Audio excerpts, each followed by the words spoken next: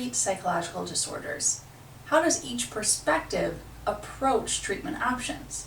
For our final video in AP Psychology, we're going to take a look at the different treatment options that are available in clinical psychology.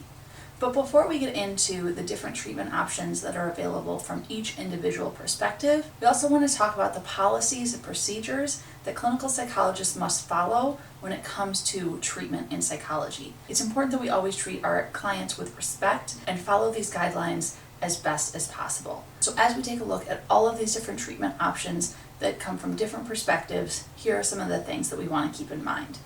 The first is that we're using evidence-based interventions. These are going to be techniques that are supported by empirical research that demonstrate their effectiveness in treating the different disorders. So the whole reason why psychology is a science is so that we can prove what we think we know about behavior and mental processes. So if we want to help someone for the better, using evidence-based interventions is going to be the way to go. We also want to employ cultural humility, which is an approach to understanding and interacting with individuals from different cultural backgrounds with the openness to learning and respecting their beliefs, their values, and their practices.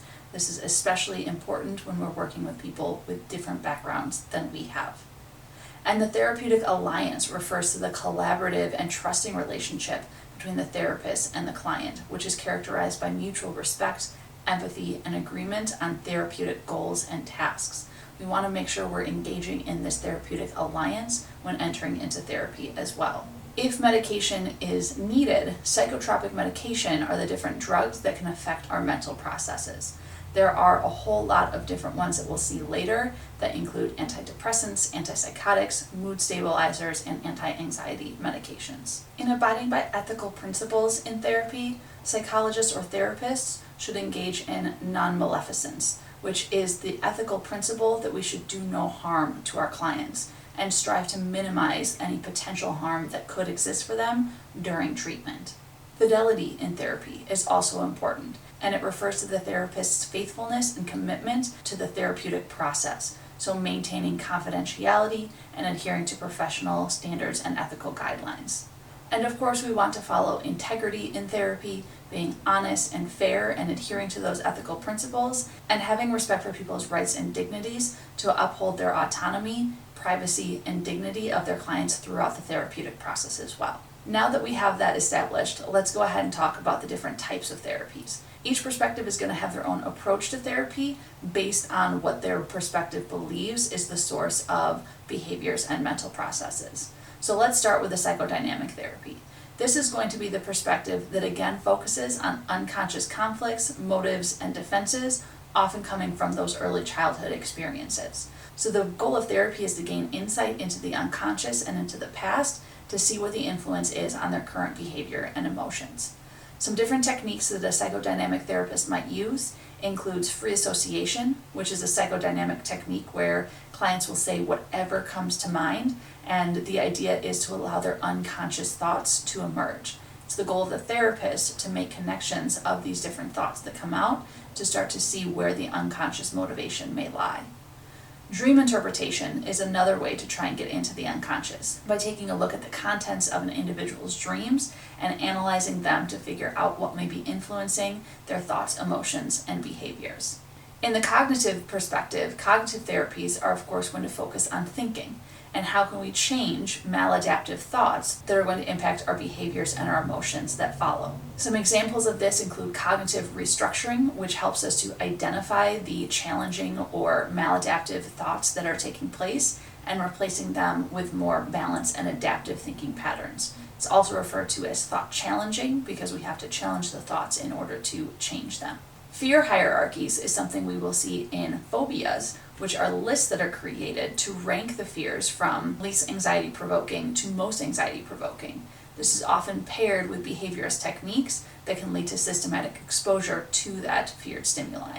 And the cognitive triad refers to the three domains of negative thinking patterns in depression, where it's negative views about oneself, the world, and the future. And by addressing each of these through combating those maladaptive thinking involves identifying and challenging those irrational thoughts to see if we can change those thoughts to become more rational. The behaviorist perspective is going to focus on applied behavior analysis, or ABA. It's a therapeutic approach that applies principles of learning and behaviorism to try and change behaviors and make them more adaptive by getting rid of the maladaptive behaviors. Examples of this might include exposure therapy, where we expose someone to the source of their phobia or anxiety, for example. This can be done in a systematic process known as systematic desensitization, or through general exposure that will eventually lead to habituation. If we're trying to get rid of a behavior, another technique that we might use is aversion therapy, which is pairing a maladaptive behavior with an aversive stimulus. In the case of alcoholism, for example, we might pair the alcohol with an agent that induces nausea. The idea, based on taste aversion research, is that the taste of alcohol will eventually cause the nausea to be induced automatically so that a person no longer has a desire to drink. And token economies are something that we often see in different therapy settings, where people are given tokens or points as rewards for desired behaviors that they can eventually exchange for different privileges and rewards. This helps to build up to the desired behaviors that we want to see. And biofeedback is a fantastic technique used in behavioral therapy that also pairs with the biological approach that looks at the physiological processes like heart rate and muscle tension using electronic devices to provide real-time feedback. This allows someone to employ different techniques that will help them manage their anxiety, for example, and see the effectiveness happening in that moment. When we take the combination of different therapies together, we often refer to that as the biopsychosocial or eclectic approach. The cognitive and the behavioral perspective are two that are often brought together in therapy to help address both the behaviors and the mental processes that can be contributing to a psychological disorder. So techniques like cognitive behavioral therapy, or CBT, can be used to address both the cognitive or thought process that is also affecting the behaviors that we see. So by taking that list of anxiety-producing stimuli that we see in the cognitive perspective can be paired with systematic desensitization from the behaviors perspective, that is really helpful in treating anxiety and phobias. Dialectical behavioral therapy, or DBT, is another technique that is often used, but this time focuses on things like mindfulness, distress tolerance, emotional intelligence, and interpersonal effectiveness skills. And rational emotive behavior therapy takes some of those thought-challenging techniques that we see in cognitive therapy and pairs them with changing the behaviors that are often associated with those illogical thoughts that we have. The idea being that if we can change those illogical thoughts, then the irrational behaviors will also become more adaptive as time goes on. In person-centered therapy, which is also known as client-centered or humanist therapy, this is going to be the perspective that focuses on giving that unconditional positive regard that we learned about back in the personality unit. The idea being that when someone is given full acceptance and empathy in therapy, that they are more empowered to make changes for themselves. Active listening is the technique that is employed most in the humanist perspective doing these client-centered therapy session. And this is where the therapist is going to listen and rephrase statements that the individual is making to help them come to their own understanding and also provide that empathy that lets them feel heard and understood. And depending on the need for therapy, there are also some different specific techniques that we might see utilized as well. For example, group therapy can be very helpful in different situations, such as support for grief or Alcoholics Anonymous, where people are able to share their experiences in supportive and confidential settings. There are also some intriguing techniques like hypnosis, where someone is induced into a trance-like state that seems to enhance suggestibility for the individual that might help facilitate changes in behavior or reduction in symptoms.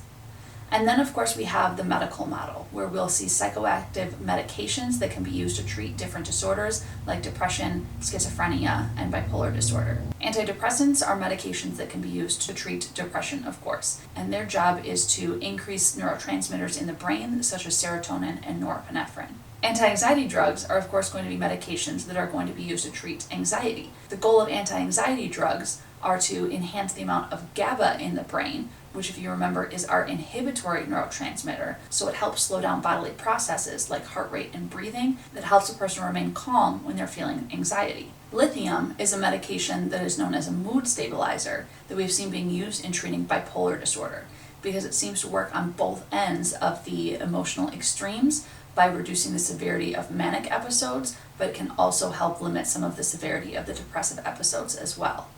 And antipsychotic medications are going to be used for treating disorders such as schizophrenia. The goal of these are often to lower the amount of dopamine in the brain to help reduce those symptoms. One of the major side effects of antipsychotic medications, however, is called tardive dyskinesia, and that is where the dopamine levels become too low, and that's where we start to see some side effects come into play.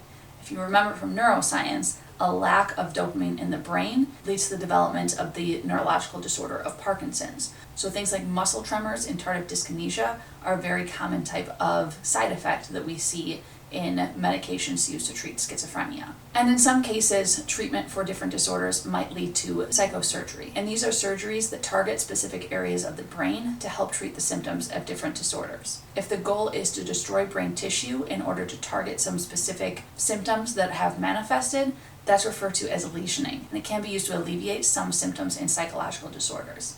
There are also some non-invasive techniques that can be used to target areas of the brain, such as transcranial magnetic stimulation, or TMS, which is a procedure that uses magnetic fields to stimulate different nerve cells in the brain that can be used to treat depression and other psychological disorders when other treatments have not been as successful. A more invasive procedure that also is used to treat depression is known as electroconvulsive therapy, or ECT. And in this case, instead of targeting specific areas of the brain, electrical activity is passed into the entire brain that essentially produces a seizure that can be used to treat severe depression and other mental disorders when other treatments have also been unsuccessful as well.